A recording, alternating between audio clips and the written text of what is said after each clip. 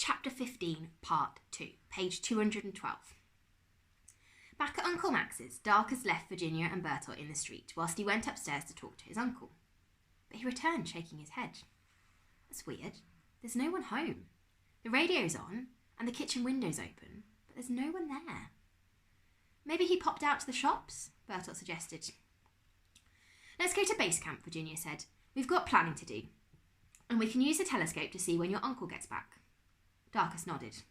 And because the coast was clear and they knew Pickering and Humphrey were out, they went in through the Emporium shop door. As they were crossing the shop floor, Virginia suddenly stopped dead, and Bertolt and Darcus stumbled into her back. I'm a genius, she said, her eyes wide with excitement. I've just had a brilliant idea. Follow me. Moments later, they found themselves outside the toilet looking at the manhole cover Virginia had seen the first time she'd explored the shop. What if we moved the beetles below the city, to the sewers, she said. No one would ever know that they were there. Let's try and lift the handle. Darcus bent down and grabbed one of the handles. The three of them lifted the heavy circle of metal to one side. The faint breath of sewage wafted out of the yawning black hole, making Bertolt's nose wrinkle. Virginia pulled a keyring torch from her pocket. Look, there's a ladder in the wall. She put the torch between her teeth and stepped onto the embedded iron rungs. I'm going down. Darcus dangled his legs down the hole until there was room for him on the ladder. The shaft of light from above showed him the shadowy outlines of a cavernous brick chamber. The air was damp with the unsavoury tang of ammonia and slurry clay. A perpetual dripping sound accompanied his descent. And when he reached the ground, he saw shallow puddles everywhere. What do you think, Baxter? Darcus asked as he stepped off the ladder. Darcus flew off to take a look around. Virginia was already exploring a man-sized archway on the other side of the room. Darcus set out across the floor to join her. Wait for me! Bertolt called anxiously from the top of the ladder. Newton rose out of Bertolt's hair and lit up the rungs for him.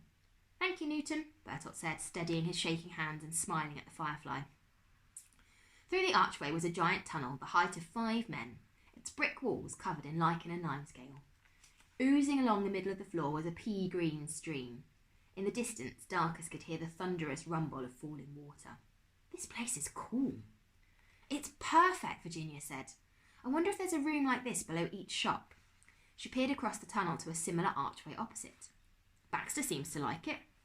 Darcus pointed to the rhinoceros beetle, who'd left his perch on his shoulder and was climbing the tunnel walls.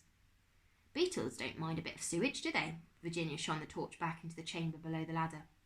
Bertolt was gingerly picking his way across the floor. Some beetles love sewage, Darcus grinned, thinking of the dung beetles.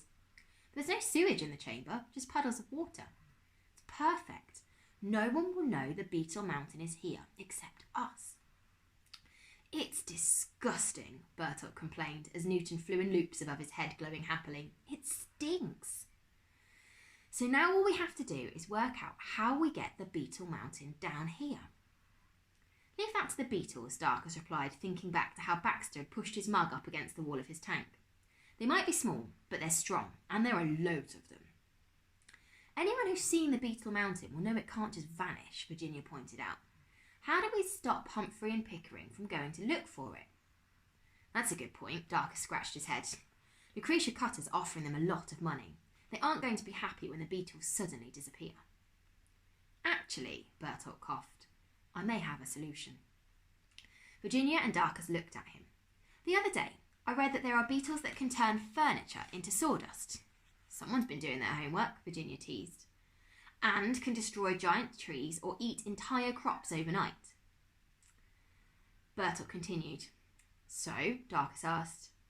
Well, I was thinking we could employ those talents to make this building a bit, unsafe? He blinked.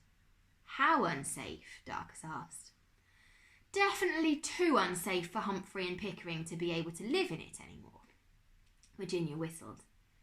Tell us more. If a bit of Humphrey's bedroom floor were to, cave in, say, then everyone would assume that the mugs had smashed to pieces and the beetles had scattered. Darcus laughed. Well, that sounds like the beginnings of a plan.